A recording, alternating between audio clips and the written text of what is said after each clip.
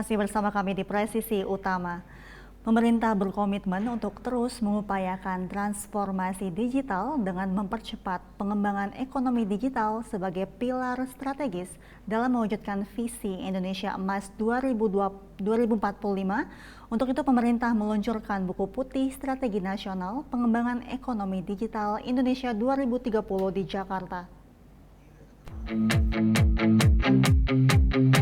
Sebagai salah satu langkah dalam menavigasi arah transformasi ekonomi digital di Indonesia, pemerintah meluncurkan buku putih Strategi Nasional Pengembangan Ekonomi Digital Indonesia 2030. Buku putih Strategi Nasional Pengembangan Ekonomi Digital Indonesia 2030 ini diluncurkan oleh Kementerian Koordinator Bidang Perekonomian dan dihadiri oleh kementerian dan lembaga terkait lainnya.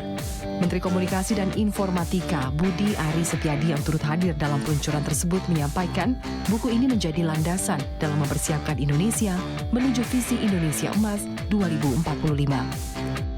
Digitalisasi sebagai sebuah keniscayaan dan gerak maju sudah dipersiapkan landasannya, perencanaannya lewat visi dan penerbitan buku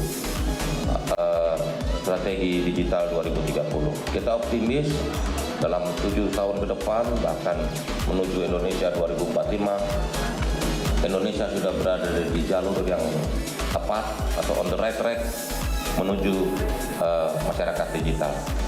Dari 3 isu digital, digital ekonomi, digital pemerintahan digital, dan terakhir ini yang juga tadi tantangan kita yang lagi sedang kita kaji adalah soal digital society.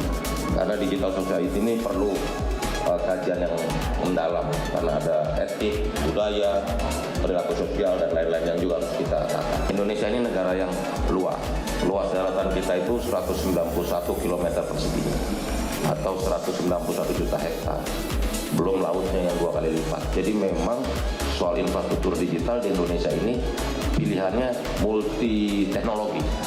Bisa kabel laut, bisa satelit, bisa fixed wireless access, bisa, jadi ada yang terbaru adalah fixed mobile convergence, jadi digabung teknologinya.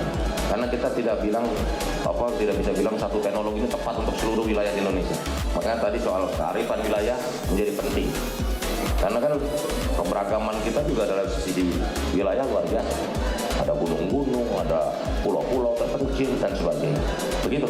Memang talenta digital yang paling mahal per hari ini secara salary itu cyber security.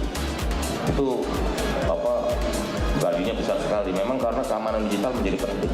Begitu loh. Nah, itu talenta digital yang tadi dibilang Pak Menko Perekonomian juga salah satunya bagaimana kita punya cyber security yang handal, termasuk sistemnya, termasuk orangnya. Buku ini akan menjadi pedoman bagi kementerian dan lembaga serta pemangku kepentingan lainnya dalam melaksanakan pengembangan ekonomi digital serta menjadi rujukan dalam menentukan posisi Indonesia di dunia internasional.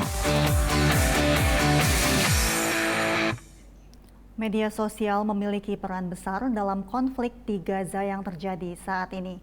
Selain berperan sebagai mimbar aplikasi dukungan, media sosial juga menjadi tempat warga untuk memperoleh informasi terkait konflik yang terjadi. Pengamat memantau adanya peralihan dukungan yang disebabkan konten media sosial baik di Indonesia maupun di Amerika. Selengkapnya dalam liputan VOA berikut ini. Komen-komen pro-Israel dulunya tak selalu tampak di media sosial, namun kini kerap terlihat di kolom komentar postingan berbahasa Indonesia terkait konflik Israel-Hamas. Meski sikap pemerintah Indonesia konsisten, pengamat hubungan internasional membaca tren ini.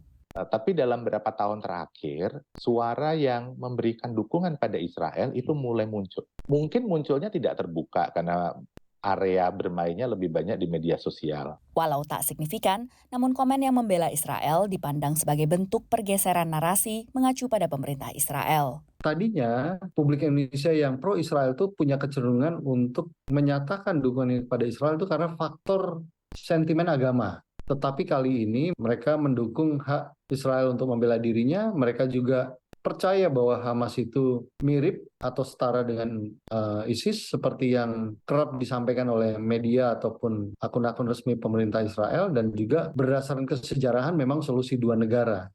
Sementara dukungan untuk Palestina mencapai titik tinggi di Amerika Serikat. Sejak tanggal 7 Oktober hingga 28 November, demo pro-Palestina 4 kali lebih banyak ketimbang demo pro-Israel menurut Crowdcounting Consortium, gagasan dari peneliti di Harvard dan University of Connecticut. Berubahnya demografis warga Amerika berkontribusi pada peralihan dukungan.